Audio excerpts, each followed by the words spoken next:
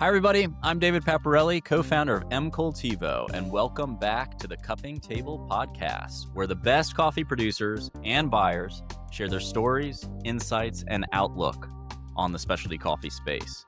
Our guests today are Willem and David Pohl. They are both impressive, and they have ever-expanding CVs in the coffee space. But the focus today is that they are founding partners of Finca Sophia.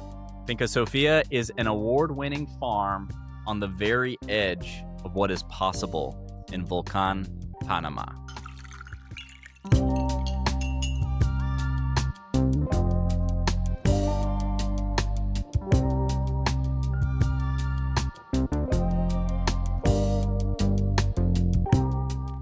So just welcome Willem and David to the podcast. Thank you, David. Thank you. Really, good to be here. Yeah, really. So the first question I ask in these things, and Willem, you were unbelievably the first podcast I ever did earlier this year. So and now you're on. I think this will be episode 40 or 41 something. So wow. You will have answered this question before, but this might have evolved. Is what's the best cup of coffee that you guys have had recently? I'll start with you, Willem. Wow. I happen to have one of those cups in front of me here. Because for this Sophia auction, we select the best of what we produce. And we have this trilogy series of coffees. And we have this zone called Pohl, named after a iconic tree species. And the coffee has this iconic orange blossom aroma that extends into the flavor. And I actually have it here in this little cup. This is a cup that is very dear to me because it's connected to my family brand. And when I taste this coffee, then I get this amazing aroma that, as I already said, extends into the flavor that is tangerine and it's perfumey and jasmine. So that is right now my favorite coffee ever. It's sort of the love the one you're with kind of thing going on, where the best cup of coffee for anybody is the coffee that might be just in front of them at that time. I love that. David, do you have any favorites that have come up recently for you? Well, I'm not drinking any Finca Sophia at the moment, but I have been drinking a lot of it recently. And yeah, absolutely. For me, the washed geishas from Sophia this year have just been absolutely outstanding. Certainly our BOP lot was incredible, but as we got into selecting the best lots for the auction, definitely came across some just absolutely stunning washed geisha lots that just have an effervescent quality to them that I absolutely love, and I think captures the sensibility and the spirit of Finca Sophia and this auction. Do you guys tend to prefer washed coffees over natural? And if Finca Sophia kind of runs the gamut on, some experimental processing methods, wash, naturals, but do you guys have a preference yourselves in processing methods and what those coffees from Finca Sophia can kind of demonstrate to the world? I tend to prefer washed coffees more in the morning, natural processed coffees midday, and then later in the afternoon or in the evening when I still feel like drinking coffee. And when the caffeine doesn't get in the way, then I go back to washed. So it's kind of I adjust it to the time of the day, or I can adjust it to the mood I'm in, or to the foods that I'm pairing it with. That could also be.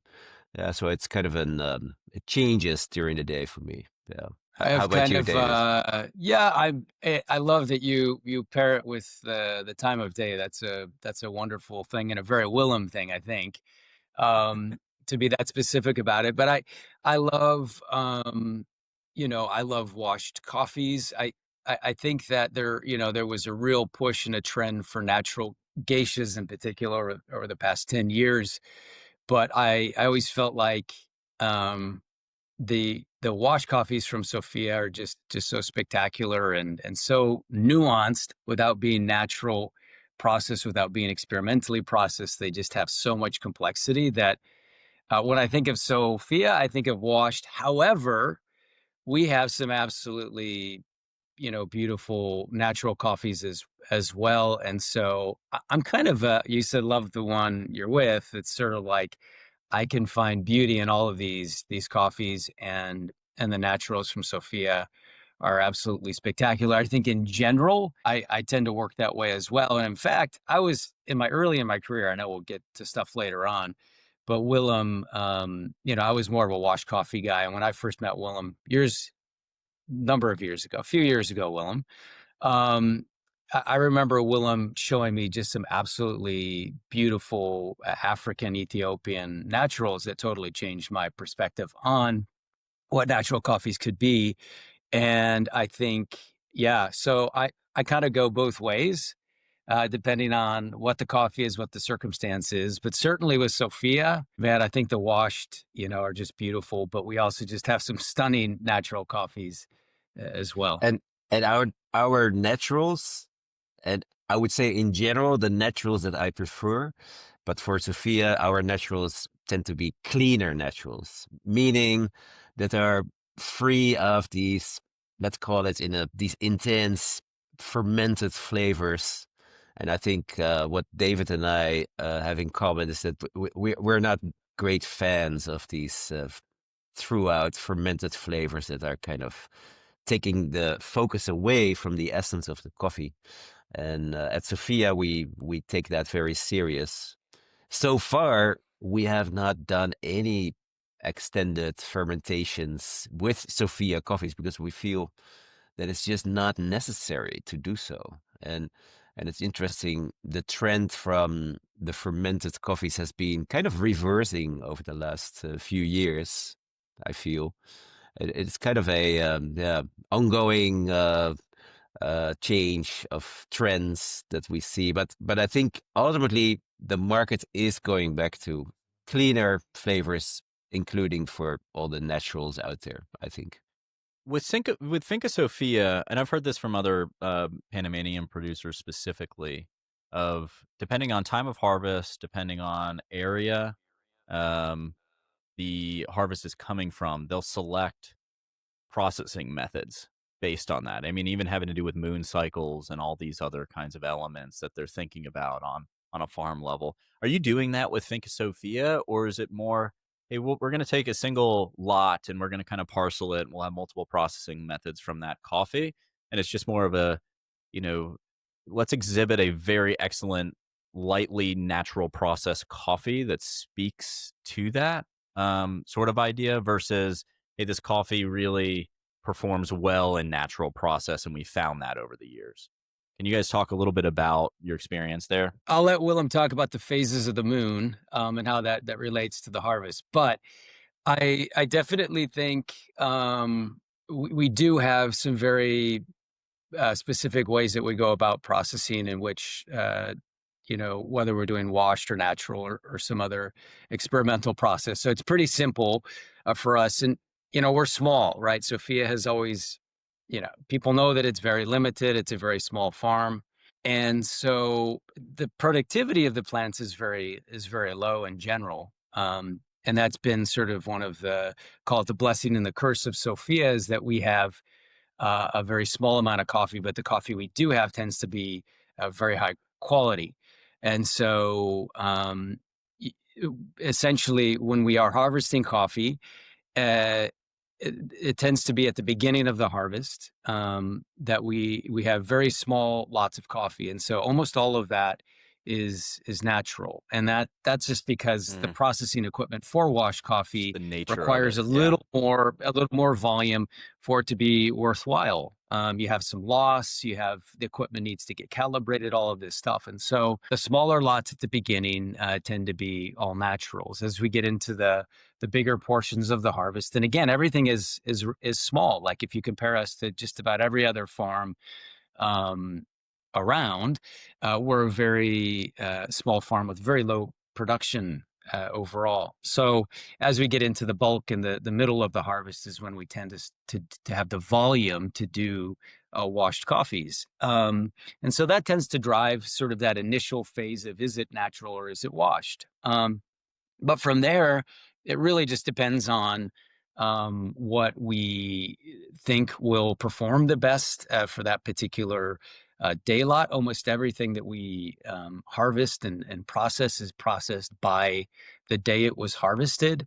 We try to keep things as separate as possible. So keeping those day lots separate, which can result in a, 1 or 2 kilo lot, call it a nano lot or even smaller than a nano lot.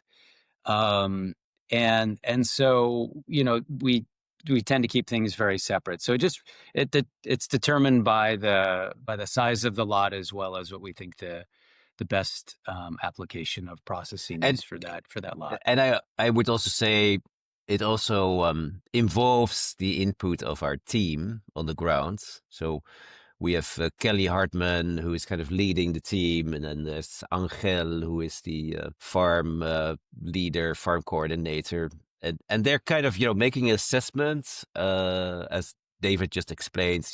What is the size of the harvest of the picking that's going to be done, and also what is the weather like? Because for to do naturals well, you need to have, ideally, you need some solar radiation to facilitate drying, which is a bit more critical with naturals than with washed. And then with washed, as David explained, we like to be closer to kind of that peak of the harvest when you have more coffee to be harvested. And that's kind of a, rather than observing, studying the cycles of the moon, which would be wonderful if we would do that. Maybe if we get older and wiser, then we get to that level. But we do make these decisions taking into consideration the weather and the assessments of the team on the ground. Yeah.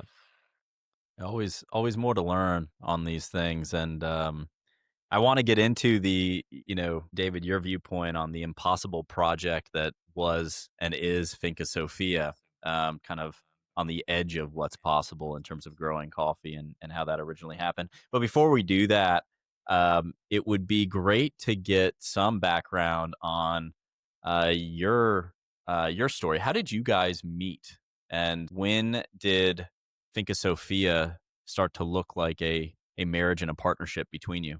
Well, that's a very good story. I think it's a wonderful story. It's been over 18 years. Willem and I met when I first got into coffee. So I had been working at Fair Trade USA in Oakland, had just finished a graduate degree at Berkeley and was interning there and then working at Fair Trade USA. And he came in to give a presentation about boot coffee to the team there. And that's when he and I met for the first time. And I subsequently took a cupping course with Willem. So this would have been in the early 2000s. And from there, I went to... Well, that makes us seem very old, huh? Yeah, I didn't know if I should put a date stamp on it or not, Willem, but... Turn of the century, that's what they said. We met in the late 20th century. That's what you should say. Yeah, yes, exactly. Yeah, so, well, we know the truth, Willem. We're young at heart. So I think... we just had this, we met and I took this course with Willem and I ended up working at Equator. And, my version of the origin story of Sophia is that Willem, is a very compelling storyteller and has a very compelling career.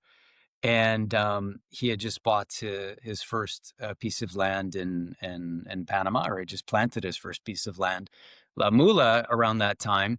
And so I went, charging into Equator as a new roaster, a coffee buyer, eventually director of coffee at Equator, with the knowledge that my friend and mentor, Willem Boot, had just purchased and planted this farm in Panama. And isn't that the coolest thing in the world? And so, Helen and Brooke, the owners of Equator, said, yeah, why don't you bring Willem by? We'd like to talk to him. Of course, we're in Marin County, California. At the time, they still are. I live in Los Angeles much of the time now. And so brought Willem by to talk about Panama. And next thing you know, we're all going down to Panama. We visited other countries as well to look at farms. It was a big change and stretch, I think, for Helen and Brooke at Equator to think about this, but they're game, and they were excited by the possibility. They absolutely fell in love with Panama, Panamanians, this idea of having a farm and having a project in Panama. And so I think through that initial encounter, that initial, hey, what about farming? In addition to roasting, emerged this idea of a partnership um, in Panama, and that's where it started. And within a year and a half, we had purchased this piece of land that had a whole dream and a story behind it. And I'm just going to add one more thing, and I'm sure Willem will have other details to tell, since it has been a few years. But we looked at pieces of land at all sorts of different altitudes, planted, unplanted, big estates, tiny little pieces of land.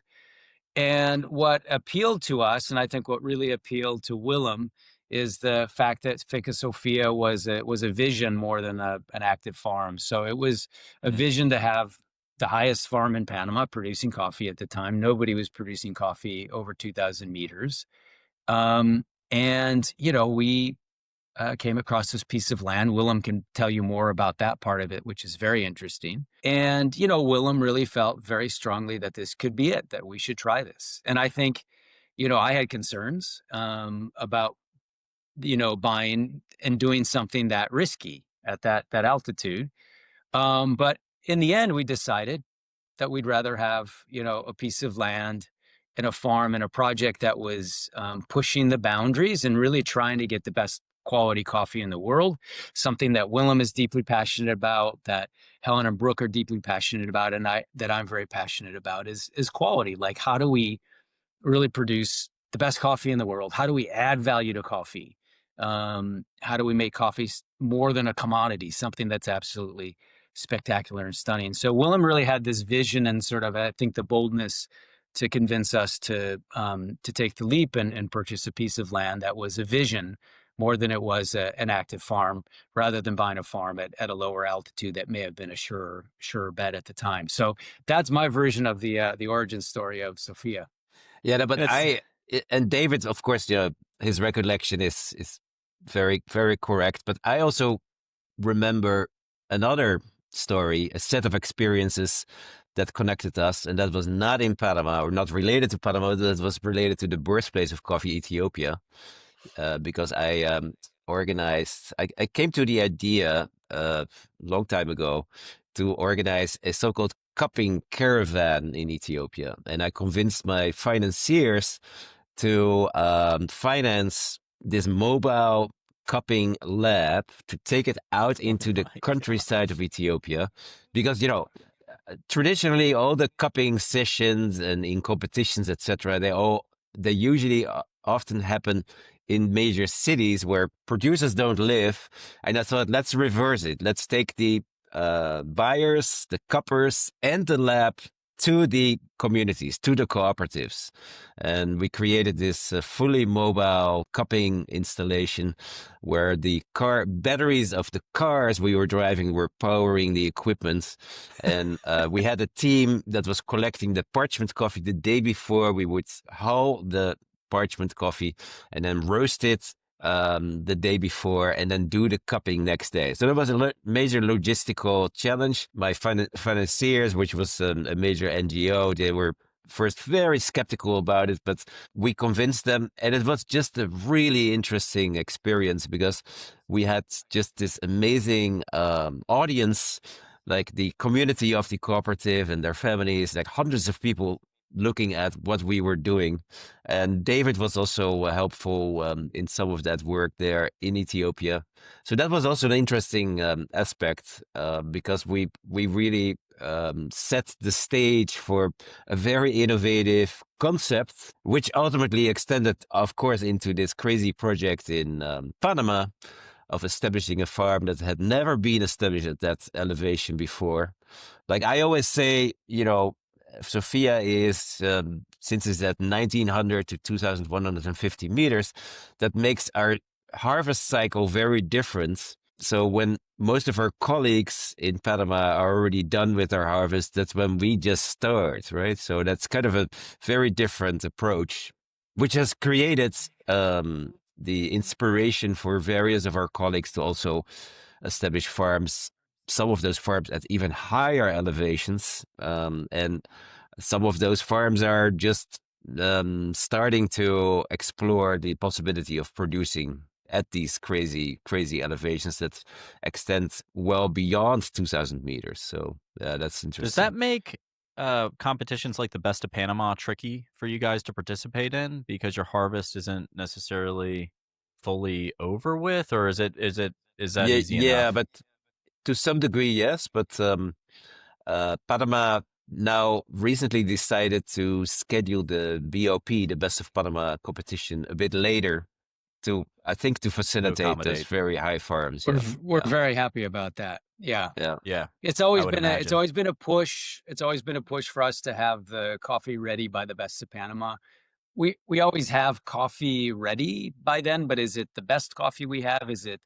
Do we have the full like breadth of coffees to select from? Almost never. No. So the new schedule this coming year will be helpful to us to give us a little more time to choose a lot. Yeah, because the Best of Panama, typically would be the end of May, beginning of June.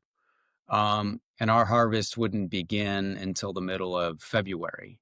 So, you consider the picking, the drying, some time in the, some resting time, and then cupping. And then all of a sudden the coffee, you have to turn it in. So plus our very small volumes, typically on Sophia.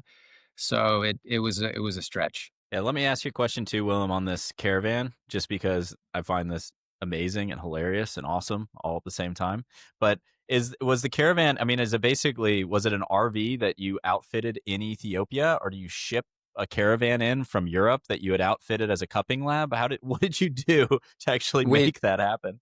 Yeah, we created like a few boxes that had all the essential equipment. We had some electric roasters that had enough capacity to facilitate the roasting. We had the right holler. We just sourced the right equipment to be able to function there. And then we had a tent that we were able, like a large tent that we put up, and, basically Gotcha. things that are available out there. It had never been done before, and it was a lot of fun. What did producers think when you pulled up and you set this whole thing up, and then and you asked for their coffee? Have they ever seen anything like this? They loved it, because what unfortunately often happens still now is that cuppings with foreign visitors, they often happen far away from where producers are located, and often producers don't even have the funds, the resources, especially in a country like Ethiopia, to travel over a larger distance to be there. So they just absolutely loved it, and it was a wonderful way to connect with these communities in and to be really at a different level, because when producers come to like a fancy hotel where these cuppings usually are, then that creates always a different type of engagement, and this was really so different, so beautiful. And it was, for me, it's still one of my most memorable origin experiences. Yeah, the cupping caravans were incredible. I think, Willem, you got to bring back the caravan, and just so we can take David Paparelli along. Yeah, I would love that. An M-Cultivo sponsored, cupping caravan in Ethiopia or Panama. I don't know, but they were incredible. And David, I can remember arriving to Addis Ababa, and next morning waking up, Willem handing me a list. These are the things you got to go out and buy, and heading out to Addis to get the things to go in the boxes to go in the caravans for the event. So everything he says is true. And I think the insanity of it and the kind of craziness of it made it so memorable. Like just a really memorable experience. I still come across pictures from those trips, and it's just a beautiful thing. Not to mention the camaraderie with the group of buyers and roasters, but also the communities that we encountered, the producers we encountered, who we cupped with and shared meals with. Slept in rural areas and just had a really, I think, meaningful experience with. So Well, those trips I are imagine incredible. for a lot of these producers, I mean, they're brewing some coffee at home and roasting it in pans and things like that. But this would have been the first time that they tasted kind of the full potential of their coffee through a roaster that you guys were providing. Is that right? Yeah, like producers had in Ethiopia at that time had a misconception about their coffees because they thought, for example, producers in an origin like Yirgacheffe, they thought that Yirgacheffe coffee would taste the same because this says, they thought, if it's all growing in the same region, so it should all taste the same. And they were surprised themselves about the different flavors because we were doing these cuppings blind about the different flavors they found at these sessions. And that was part of the experience, that it was not just the foreigners, the Ferengis, as they call them, doing the cupping, but we also invited the producers to partake. And that was really, really, really cool. And to some degree, the cupping caravans in Ethiopia inspired us also to do something quite similar in Colombia. David and we collaborated in a project that Boot Coffee was able to develop in Colombia with a lot of support from different organizations.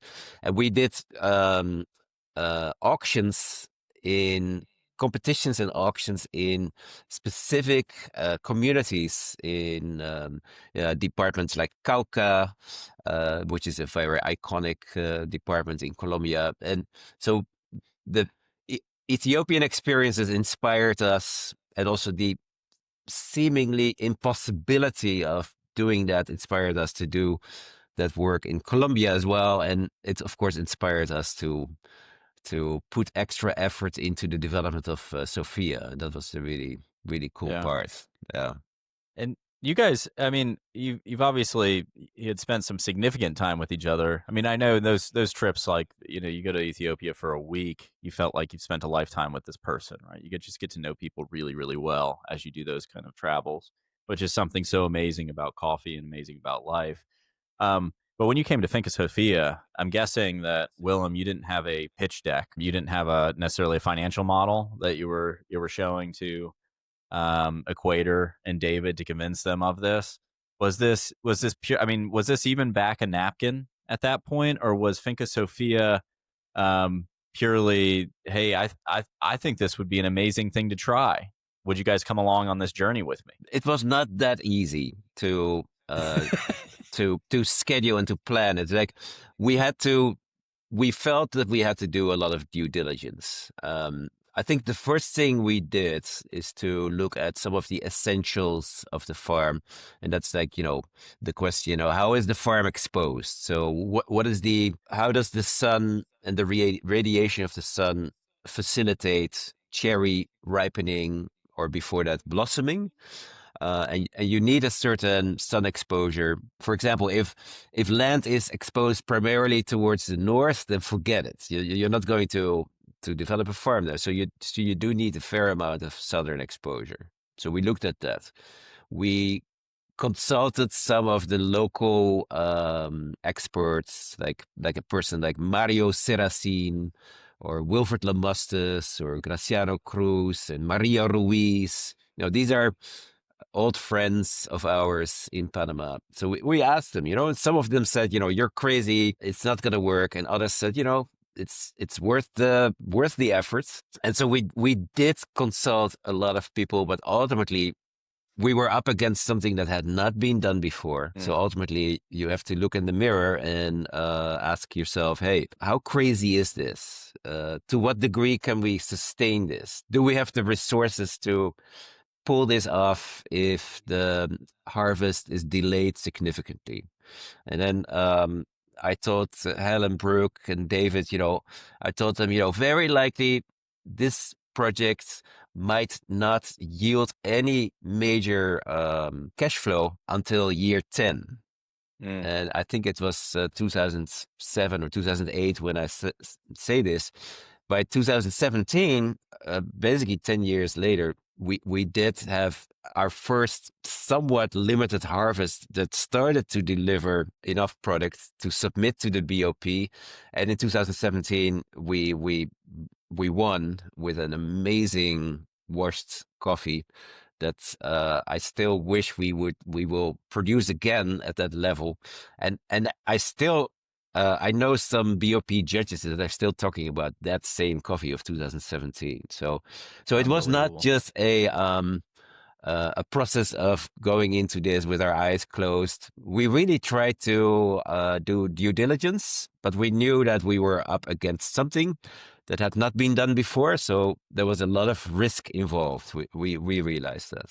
David, you gave some advice to a kind of I guess a friend of mine in the coffee industry who was thinking about buying a farm in Panama recently it was a coffee show this year. Can't remember where we were, but I expected I was going to take him over and say, hey, after, if you want to get advice on somebody coming down to Panama or going anywhere in the world and starting a coffee farm, you should talk to David Pohl, and my assumption was David Pohl will talk him out of it.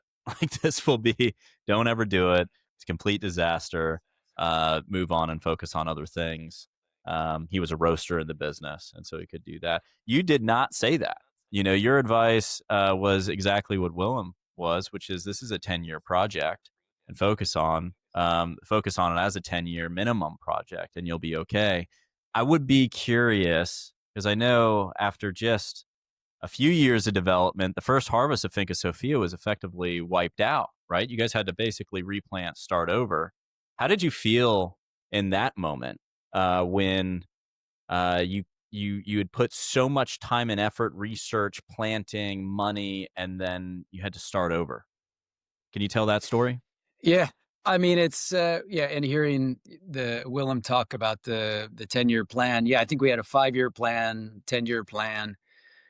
But honestly, it was challenging, and we did have a lot of people that kind of were concerned, about the feasibility of Finca Sophia, like just wondering, is that possible? Really, I think more people thought it was not possible than thought it was possible. Though we really felt the love and the support from the Panamanian growing community. Um, I know a lot of people were concerned about the feasibility of it. And so as time marched on, the permanent beads of sweat were forming on our brows, as we tried things. And yes, we planted thousands of trees that didn't make it initially. And we bought, the best seedlings we could buy from very reputable sources and, people that we all know in Panama. And many of those trees didn't make it for a whole variety of reasons. We were just learning how to grow at this altitude. We had ourselves, the Panamanian growing community, as well as agronomists that we engaged to help us in this project. And yet we were still, figuring things out on the fly. And so I think we came at it with a lot of knowledge, but also there were things that we just didn't know, and things we didn't know, which probably if we had known, we may have thought twice about doing this to begin with. But we came into it with just enough knowledge to go for it, and consistently over time saying, okay, well, that didn't work. Let's try this, right? And so for us, it was really two things that have been challenging and that are challenging for growing coffee at this altitude. One is a fungus that is related to anthracnosis. It's called derite or dieback, and this is something that in the beautiful, humid tropical highlands and at that altitude can really affect your coffee during seasonal transitions when the weather changes a lot. And so a lot of the new plants we planted initially would just develop anthracnosis, again, this fungus, derite, and they would turn black and die. And so we had that happen to a lot of plants. And the solution to that is sunlight, and to have the right balance of shade and sun. And so we had to really adjust that, and that made a huge difference. So it was over time that we learned how to plant and get coffees to survive on the farm.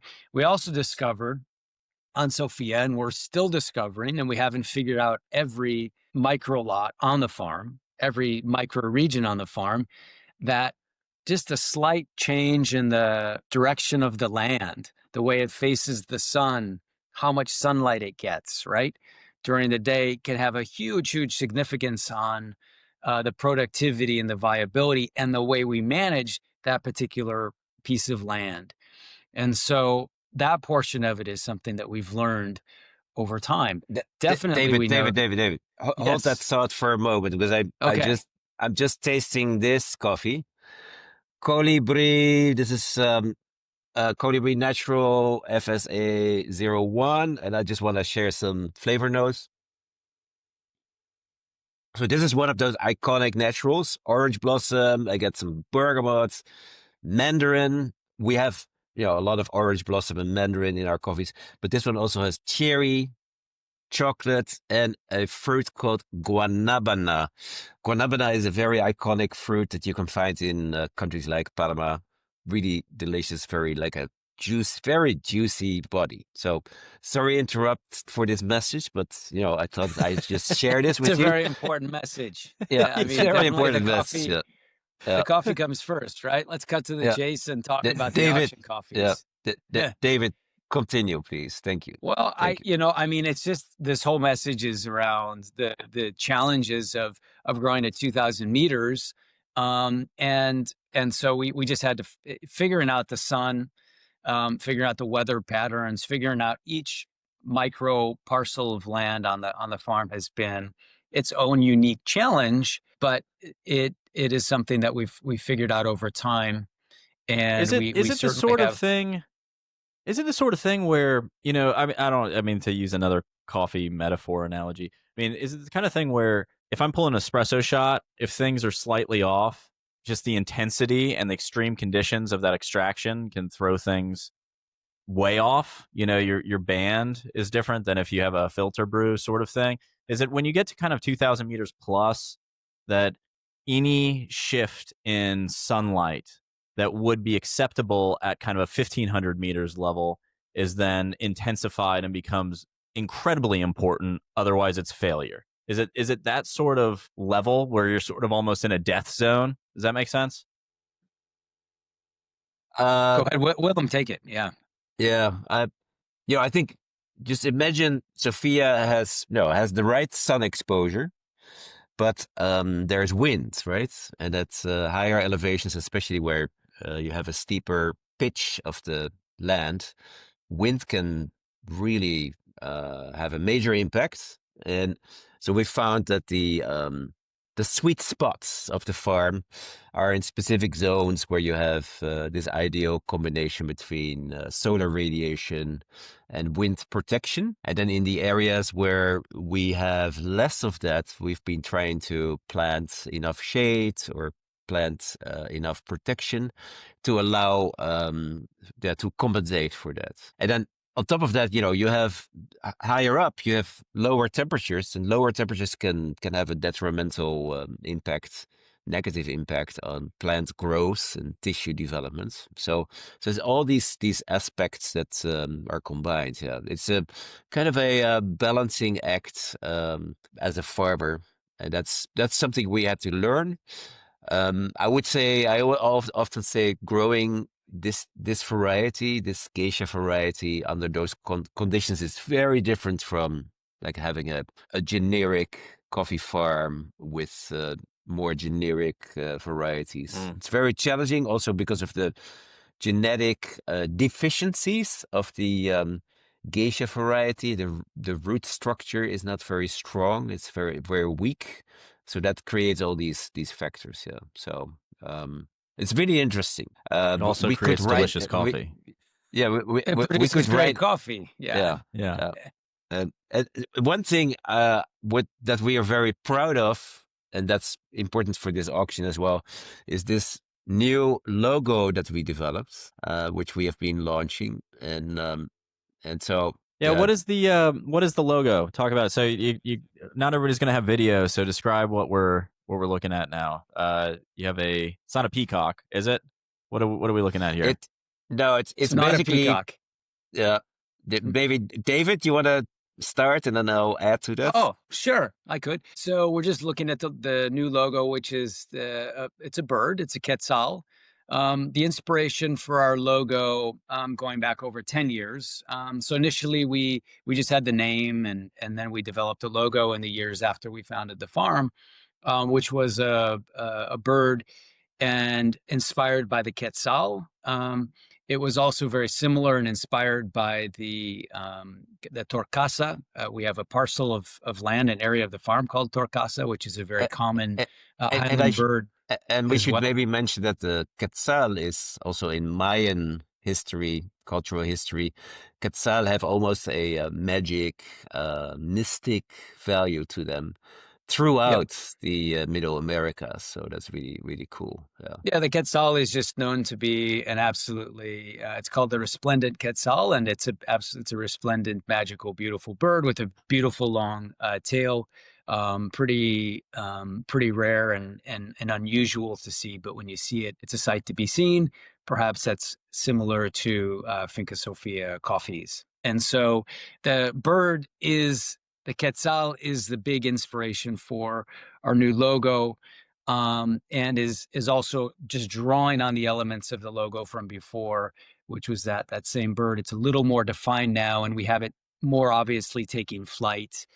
Its wings in the air, its tail arching around, its head and coming back around in a shape not unlike a coffee bean, and also the shape of its feathers speaks also to the importance of sunlight filtering through the shade trees on Finca Sophia that make the whole production of the coffee possible. So that in a nutshell is the new logo. And It is also, beautiful. I think it also represents the symbolism of this. Is also expressing the floral driven aftertaste of the coffee. There's a lot of unique elements that are represented very well through this logo. Yeah. Well, it is beautiful. It's well Yeah. thought out. I mean, you guys took on a lot in this project. I mean, the whole story of Finca Sophia is overly ambitious, I would say, and incredible that you guys have been able to pursue through that. In this project alone this year, it was kind of relaunch of website. We're going to do an auction, redesign logo. I mean, it's like, hey, this is 15 years plus in this. We're going to do a whole refresh, and we're going to kind of launch in this new community. Really exciting, and I'm sure the coffees. I think I'm going to get to taste the coffees in Milan. I think their cupping's going on, so I'll be able to taste them. Yep. So I'm sure the coffees represent that. But one of the David, things with you guys. Go ahead, Willem. I think I also want to emphasize, and I always try to do that, is the amazing efforts of our team on the ground. It would be lovely to include them in this interview, but that's sometimes challenging. But without them, this would not be possible. And David Pohl has been very instrumental in getting the team all focused on this nearly impossible goal to produce coffees at Sophia. But the most of our employees are from the Nobe Boucle community, and their focus, their seriousness, and just the way they support us has been amazing. And I would say, without them, it would be impossible. And unfortunately, the importance of that is sometimes forgotten, and I want to emphasize it. It's a beautiful thing to emphasize. Oh, I'm sorry, and David, we're not letting you ask the questions, but no, go ahead. Go ahead, David. I just want to say that the team element, and we've barely touched on that, though Willem is right and excellent to bring it up. Is such an important thing because we have been sort of, we spent a lot of time in Panama, but neither of us live there full time, and we would love to. We absolutely love the country and the people, and the coffees, and so the idea is to spend more time there. But we rely on a team, and that's been so critical to us over these years. and people like Kelly Hartman, and wife Jessica, that have just been really the backbone of the day-to-day running of that farm, people that we trust very deeply and that have been such a key aspect to the farm. Angel Mariano, who is of Nobe descent, who has been the farm supervisor and in fact was living on the land and working the land with the previous owner before we got there. And so he precedes us and has just a very profound sense of understanding, quietly tuned into the land and the day-to-day of the nature and the flora and fauna on Finca Sophia. So people like him and a number of other employees that have been with us, if not from the beginning, then just a 2 or 3 or 4 years in, that have been with us, people that we deeply respect and appreciate, and that really are responsible for making things happen every day. And that was going to be my question on it, and you guys are kind of alluding to it there, which is you both have impressive careers in coffee where you've been able to really be serial entrepreneurs within a very tight niche, right? And Finca Sophia is just one of those projects. And I wonder, one, how do you kind of prioritize and manage your projects effectively? And then what I think is the answer to this is yes, but I'd love to hear a little bit about kind of the personal mission in coffee that ties all this together. Your consulting businesses, Boot Coffee, Finca Sophia, Finca La Mula, all of these things that you both have going on. Is there an overlap in personal mission that you guys feel together that ties all this into a single vision?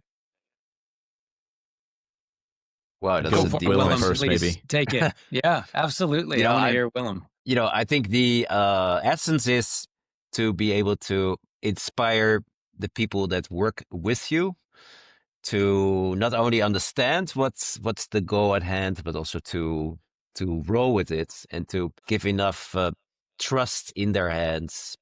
Sometimes they make mistakes, and that is part of that. But letting go of some of the direct chain of control, and also then allowing the folks that work with you to shine, I think that's the key. Because in all the ventures that I've been developing, it would be impossible if you don't recognize their efforts and you give them the freedom. So delegating authority to others I see that as key, and then taking enough time to explain kind of the core values that are important. Because I think, a lot of these projects, they sound wonderful, but it's really important to have core values, which is respect for humanity, respect for environment, and those essential elements that seem to be, so logic and so simple are really key, I feel.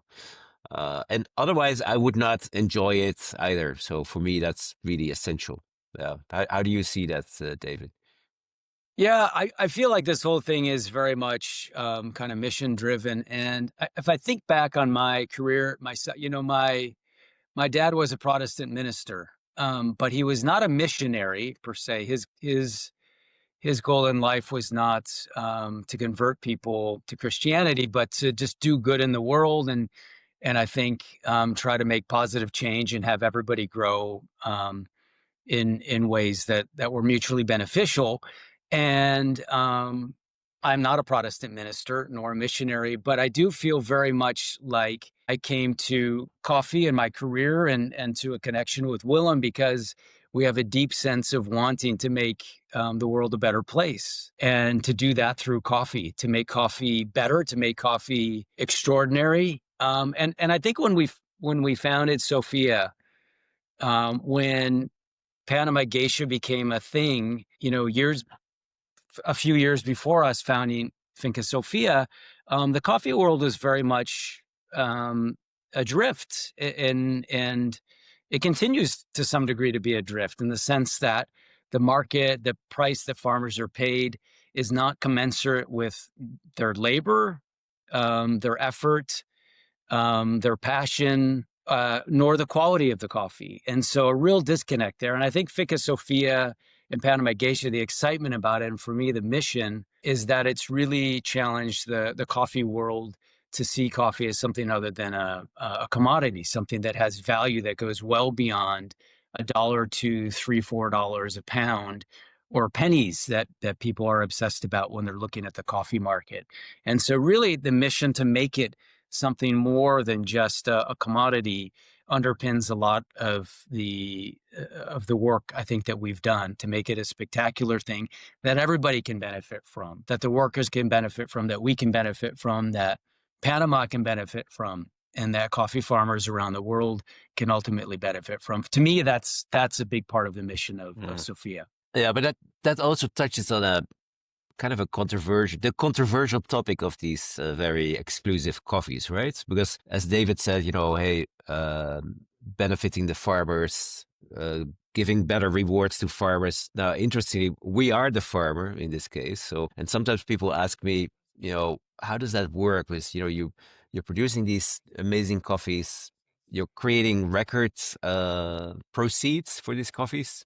So isn't this just a product that is the result of, or that creates like kind of this elite type of enjoyment of coffees? And that's a difficult topic, but I would say what we firmly believe in is that through these awards that we win and the crazy prices that these coffees sometimes realize, we kind of invest most of, if not all of our proceeds back into the farm. And so we are what I think is a true example of a regenerative farm. And regenerative is not only environment driven, that you make the land better as a result of your efforts, but it's also a social mandate.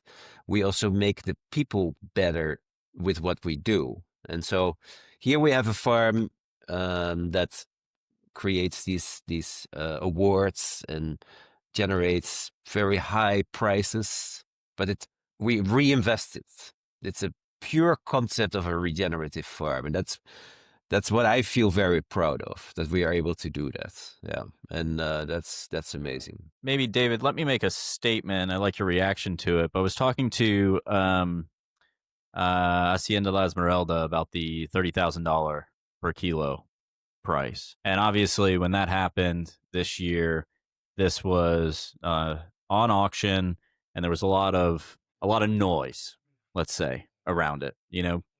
Mainly, in platforms and social media, a lot of the negative attention takes prominence, unfortunately. The people that think it's a good thing, they tend to just kind of watch the noise, right? But I'd be curious, their statement on it is that there is this is ultimately a good thing long-term for the coffee industry. There's a rising tide lifts all boats sort of scenario, and that people thought it was crazy when coffee was going for $20 a pound, 20 years ago, right? And I'd be curious on sort of your reaction to that. And if you've been in this Finca Sophia long enough to be able to see a few cycles of these prices and this increasing, does that sit right with you? Do you feel that there's some truth to that statement?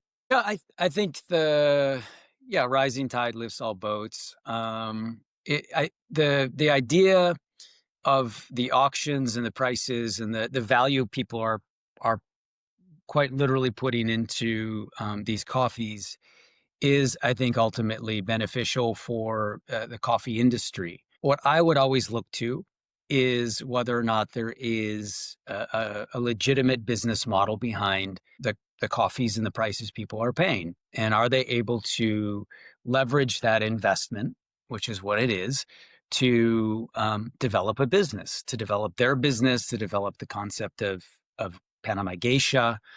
Is this something that results in a viable business? And I think that's what we're all kind of looking for.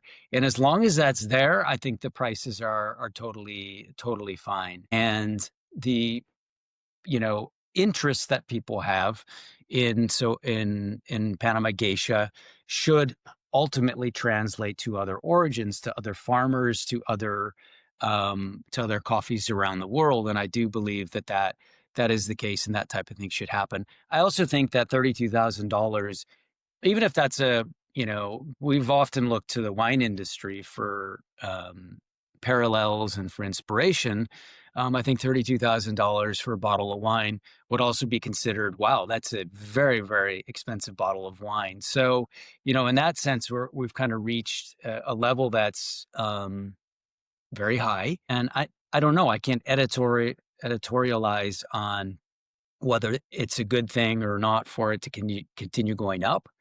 But I think what we've shown and what continues to happen, what Panama has done an extraordinary job with, is just creating buzz and excitement and having really, really tremendously high quality coffees behind it, to get these prices and to have auctions that are by just about every measure, if not every measure, wildly successful and positive for the coffee industry as a whole. That's such a good point, and such a kind of laser focus on the truth of people talk about sustainability in terms of environmental sustainability, obviously social sustainability, and the viability. I mean, I think of Sophia to have a through line on that theme, the viability of the farm at that altitude. There's an economic viability to these opportunities that has to be there in order for the entire thing to be sustainable. And I love that sort of question of, hey, is there a business model behind this that supports this, or is this just basically a bubble? And then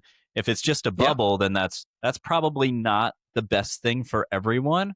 But I think part of what you've seen of historically with Panamanian coffees and the wider coffee industry is that prices can go beyond, in an economically viable manner, go beyond what anyone thought was possible, and that's okay too. That's a perfectly okay thing to happen. And from that perspective, so I can think like 18 years ago or even 10 years ago, I couldn't have imagined the prices that we're seeing now for auction coffees. It's gone beyond what I would have expected to see. What my little mind was able to imagine, it's gone well beyond that. So I'd say that it is a surprise. I'd say it's a pleasant surprise, but it's a surprise nonetheless that it's gotten to the level it's gotten to. And I think that these, we think of, as Willem stated, we're investing tons back into Sophia after having invested tons into it of our own resources. We're investing tons of the proceeds back into the farm to make it a viable business long term, whatever comes our way, right? Whatever comes our way, continue to invest in the farm and in the concept of Finca Sophia as a coffee farm that has a plan and has lots of things to offer, including auction coffees. So I think that's our long-term approach. Helen and Brooke, if they were here, they would be talking about this, sort of the generational aspect of Finca Sophia. We're doing this not just for ourselves, but for something I think larger for the future of the farm and the people working there, and that will benefit in the future as well. So we really do try to think of this and to have a viable business long term. Yeah, we had I remember when we first started talking about this auction, you guys recommended a podcast that was on Hermes, and just the story of that as the Birkin bag is kind of this luxury product. And I don't want to go on too much of a tangent here, but I remember what you said, David, on this was, it comes down to craftsmanship, and you felt somewhat uncomfortable with the fact that you had kind of bridged into this luxury category. I think both you guys, I think this can be said about, the majority of farmers in Panama or anywhere in the world, that from an outsider point of view looking in, you can think there's some sort of, I don't know, arrogance that you would expect from people growing this quality of coffee, some sort of snootiness or some sort of stuck-upness to it. And what I've witnessed with you guys is that it's more about the craftsmanship of it and the art form of it, and the passion for it. And you've been very open with other producers and conversations in that. I mean, I think proof of that, David, is your interest in Robusta. I mean, heck, you've got high-end Geisha on one end, and then you're investing time and learning about Robusta on the other end as a viable coffee alternative.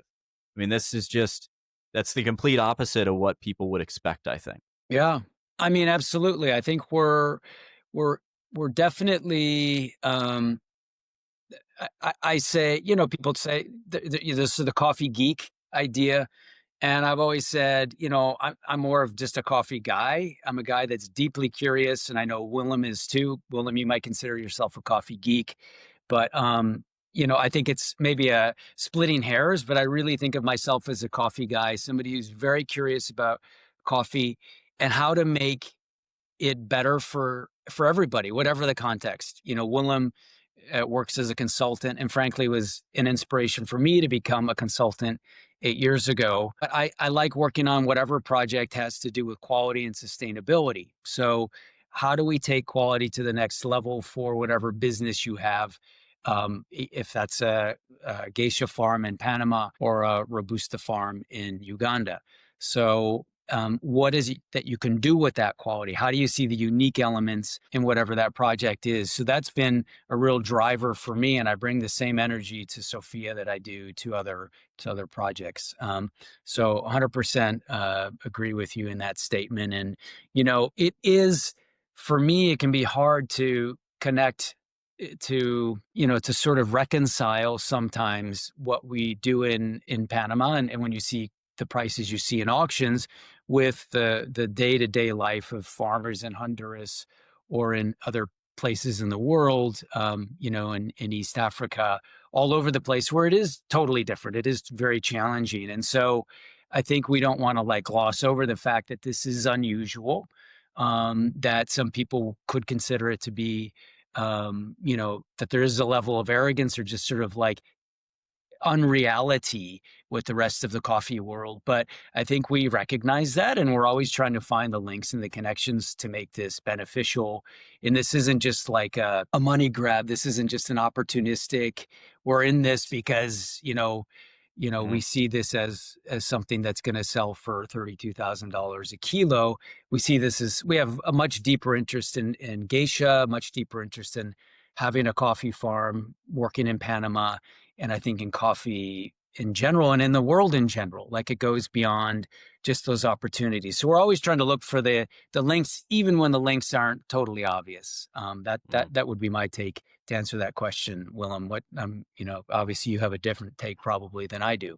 No, I fundamentally agree. Yeah, I think coming back to Esmeralda and the impact their coffee this year has had, that they have been showing the world of coffee, how absolutely beautiful coffee can be. And that's just so amazing. And obviously it has been creating these record prices, but the fact that you have a producer that wins not just in one category first place, but in all categories, all three categories, is just amazing. And I feel so inspired when I taste the coffee like that, because David and I, we were both in the judge panel of the pre-selection of coffees. It's just beautiful to taste coffees like that, and it's such an inspiration. And that makes me even want to aspire more to excel with our own coffees. And that's beautiful. That is a beautiful, beautiful thing. Yeah, that it motivates me sincerely. Yeah. It's a great descriptor. 100% agree. Esmeralda those coffees were stunning this year. And what we said when we won second place was the only thing I was more excited about at the BOP was that they won first place in all three categories. I mean, it was just truly a spectacular and well-deserved crowning achievement for Esmeralda. Yeah, I mean, beautiful is a great word for it. Beautiful full circle. I mean, Willem, you were at the original sort of God in the cup moment, right? And then to be there kind of 21 years later for this kind of triple crown and the most amazing coffee maybe ever produced, at least put on a cupping table. But wait, I want to ask a question to you, Willem, about the Finca Sophia auction. You've tasted two coffees today, and they both sound absolutely incredible. What are you excited about with this auction, and what can people expect from the coffees that you are so eloquently placing in these beautiful sample set boxes that you have? What I'm specifically excited about is that we have a collection of coffees from the different zones in the farm that represent throughout the farm the different nuances of flavors that we present. So that's really unique. Very different flavors within this spectrum of notes like orange blossom and mandarin and bergamot and cherry and chocolate and guanabana and tangerine and perfumey. So it's just, if you add all these flavors in a flavor wheel, you have, I think, some of the best possible representations of what amazing coffees, memorable coffees, I can go on like that, can represent. So that's what I am excited about. This was also this last harvest year of 24-25 was one of our best, if not our best harvest year so far. So we've now, for the first time, seen this amazing potential of the farm. That's what I'm excited about. I'm excited about the team at the farm coming together, and to not only do the work at hand, but really come with suggestions, recommendations for how we can do things better. Those are all aspects that I get very excited about, and that makes us as owners of Sophia also very gives us the feeling that we're not only in the right place, but we also feel privileged to be able to do this. That's part of it as well, and it's because of the vision that we originally developed. We've been over the years been able to put this long-term planning vision on this nearly impossible project. That's what I'm excited about. So yeah, and David, you probably can add to that as well from your perspective. I think I don't know that there's much more that I can add. I mean, we're just really excited to share these coffees with the world and with a group of participants and bidders that are cupping them these coming weeks. And we're really just excited. We cup everything. We cup everything repeatedly. And we really chose 18 coffees that we think are encapsulate the breadth and the depth of the 2025 harvest at Finca Sophia. Everything from washed to natural. And I will say our first ever honey lot is also included in this auction. The first lot of honey processed coffee that we've ever done is in this auction, and is a absolutely gorgeous coffee and profile, and a little bit different than the washed and the naturals that people are familiar with. So that's what I'm excited about. Well, that is beautiful. Well, Finca Sophia, the auction will be November 12th. So it is coming up. Anybody listening to this should go to fincasophia.com. You can register there. You can also go to M-Cultivo.com and find them on our upcoming auction section to get in there. Finca Sophia will also have a very small lot in the Dubai auction. And we are excited about that. That'll happen in January. And both of these gentlemen have put a tremendous amount of time, effort, sacrifice, resources into this event. It's amazing how these auction events can be sort of somewhat climactic. Finca Sophia will move on. They will do bigger and better things, but it is such an amazing celebration, I would guess, of Finca Sophia, the coffee, the effort of their team on the ground, and these two guys on this interview. So I would encourage everybody to register, at least to take a look. If you can get to a cupping and try these coffees, you absolutely should do that. The other thing I like about you guys that I think goes unsaid is there's some sort of generational passing of the baton somewhat here. I mean, David, you're kind of leaning into learning from Willem on what he's done. Willem, you're kind of doing the reverse, and there's this lifelong learning that's happening together between two different generations, and just this crossover that's beautiful in coffee. So this has been a really fun interview, and I just appreciate you guys taking the time to have this conversation, and appreciate your dedication, your generosity in the coffee industry overall. But I think it's a lifelong David, I effort. also want to comment you and your team, because you don't only do a great job from a professional perspective related to this auction, but you have your heart into it, and that shows. That is a wonderful ingredient for successful, fruitful collaborations. So I congratulate you and your team with that. Thank you. Well, thank you. Yeah, thank you. That means a lot, Willem, coming from you. Nobody gets into coffee to make money. That's what I tell people. So we got to have our heart into it. Otherwise, why else would we be in it? So, well, thank you guys so much for the time today, and we'll catch you on November 12th for the Finca Sophia we'll see you auction. there. Yeah. Wonderful. Thank you, David. Thanks for having us on. Appreciate it.